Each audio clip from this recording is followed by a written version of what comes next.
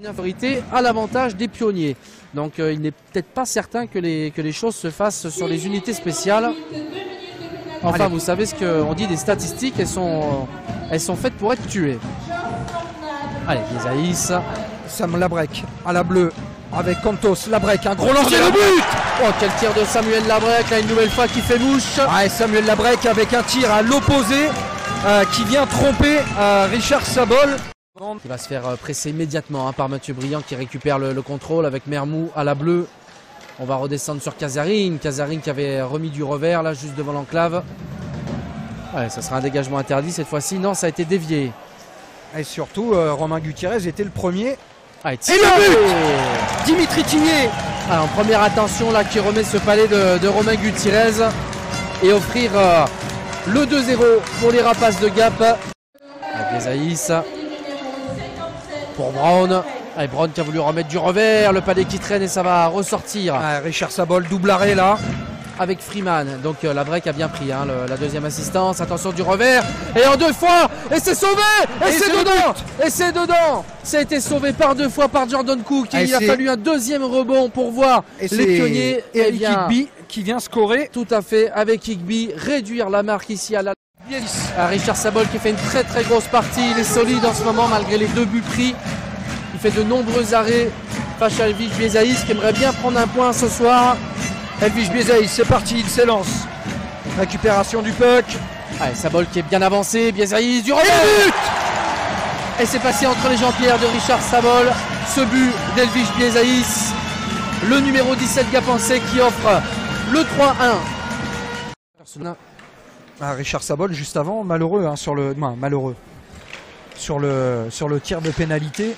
Oh le but, oh il est dedans, et on le disait, attention aux pionniers, et ce tir de Wojtek Klose. Une réaction immédiate sur le face-off. Voilà, ça a été immédiat, et c'est immédiat une deuxième fois pour les pionniers qui ne se laissent pas distancer dans cette rencontre. Avec Casarin, côté droit, qui va déborder Sam Labrec. C'est récupéré par un gars pensé. Labrec qui cède de la bande, et c'est Fortman qui récupère le pied, les dévié. Et l'égalisation. Aïe, il faut de la réussite parfois, Stéphane, il faut de la réussite. Et là, c'est quasiment à l'aveugle que les pionniers viennent égaliser sur. Mais voilà, ça donne un petit peu de. Ça met des points à tout le monde, ça rajoute un peu de suspense. Higby, la percée d'Higby qui a pris le but. Directement en l'entame, 15 secondes de jouer. Et Higby tout seul qui vient offrir le 4e but des pionniers de Chamonix. Ça fait 4-3. Allez, Biézaïs. Robin Colomban qui vient se placer devant le slot. Beaucoup d'énergie de la part d'Elvis Biézaïs dans cette rencontre.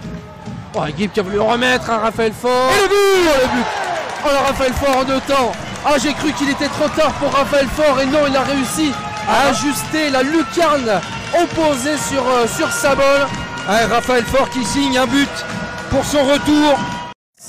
Allez, Jeff Brown, un petit peu seul, qui va quand même passer. Non, il n'arrivera pas à passer les deux défenseurs. Il avait voulu s'emmener pour lui-même au milieu des deux défenseurs. Il était un petit peu en force. Attention, Cantos.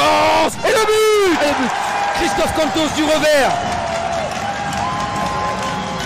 Les Rapaces de Gap qui repassent devant à 12 minutes 04. Qui reprennent pour avoir le contrôle de la rondelle pour faire sortir le gardien, bien entendu.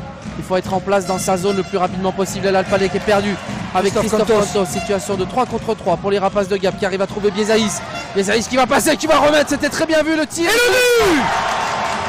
Et Reynaud. Parker Reynaud qui vient. Qui vient sceller peut-être tout espoir des pionniers d'essayer de revenir dans cette rencontre. C'est le but